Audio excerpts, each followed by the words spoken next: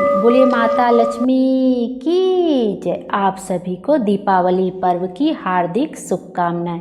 आइए आज के वीडियो में हम छोटी दीपावली की व्रत कथा का श्रवण करेंगे, जिसे नरक चतुर्दशी, रूप चतुर्दशी या यम चतुर्दशी के नाम से भी जाना जाता है। छोटी दीपावली को यम के द्वार से बचाने वाली दीपावली भी कहा जाता है। आइए अब हम भी माँ लक्ष्मी का ध्यान करते हुए छोटी दीपावली की व्रत कथा का श्रवण करते हैं। पौराणिक कथा के अनुसार कृष्ण अपनी 8 पत्नियों के साथ सुखपूर्वक द्वारिका में रह रहे थे। एक दिन स्वर्गलोक के राजा देवराज इंद्र ने आकर उनसे प्रार्थना की कि हे कृष्ण, प्राग ज्योतिषपुर के दैत्यराज भौमासुर के अत्याचार से देवतागण त्राहि त्राहि कर रहे हैं। नरकासुर को भौमासुर ही कहा जाता है। क्रूर भौमासुर ने वरुण का छत्र, अदिति के कुंडल और देवताओं की मणि छीन ली है और वह त्रिलोक विजयी हो गया है। इंद्र ने कहा, भौमासुर ने पृथ्वी के कई राजाओं और आम जनों की अति सुंदर कन्याओं का हरण कर उन्हें अपने यहाँ बंदी गृह में डाल रखा है। कृपया आप हमें बचाइए प्रभु।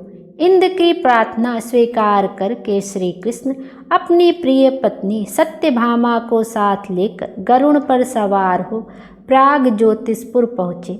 वहाँ पहुँचकर भगवान कृष्ण ने अपनी पत्नी सत्यभामा की सहायता से सबसे पहले मुर दैत्य सहित मुर के 6 पुत्रों ताम्र, अंतरिक्ष, श्रवण, विभाषु, नश्वान और अरुण का संहार किया। मुर दैत्य का वध हो जाने का समाचार सुन भौमासुर अपने अनेक सेनापतियों और दैत्यों की सेना को साथ लेकर युद्ध के लिए निकला।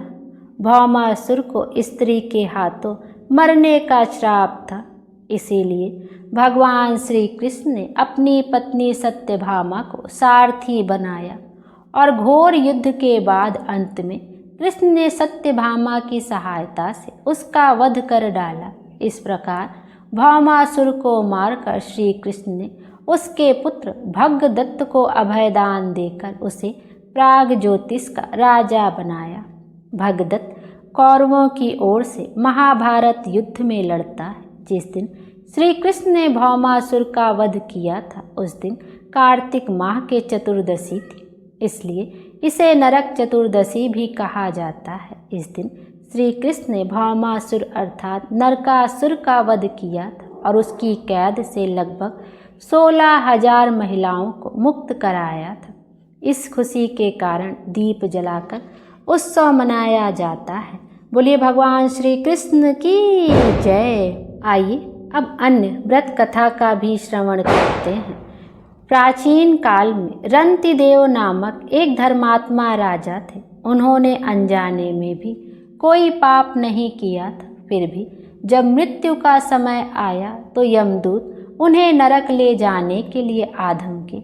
राजा ने कहा कि आप मुझ पर कृपा करें और बताएं कि मेरे किस अपराध के कारण मुझे नरक जाना पड़ रहा है। यह सुनकर यमदूत ने कहा कि हे राजन, एक बार आपके द्वार से एक ब्राह्मण भूखा लौट गया था।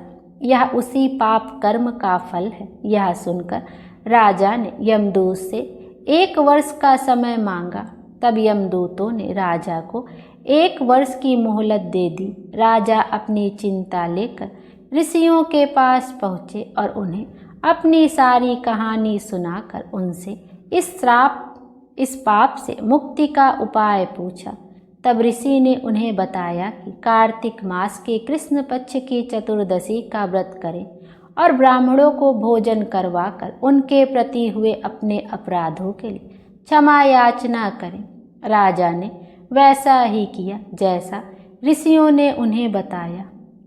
इस प्रकार राजा पाप मुक्त हुए और उन्हें विष्णु लोक में स्थान प्राप्त हुआ। उस दिन से पाप और नरक से मुक्ति हेतु भूलोक में कार्तिक चतुर्दशी के दिन का व्रत प्रचलित है। बोलिए विष्णु भगवान की जय। माता लक्ष्मी की जय। माँ लक्ष्मी हम सब की मनोकामना पूर्ण करें, हमारे जीवन को खुशियों से भर दें। Thank you.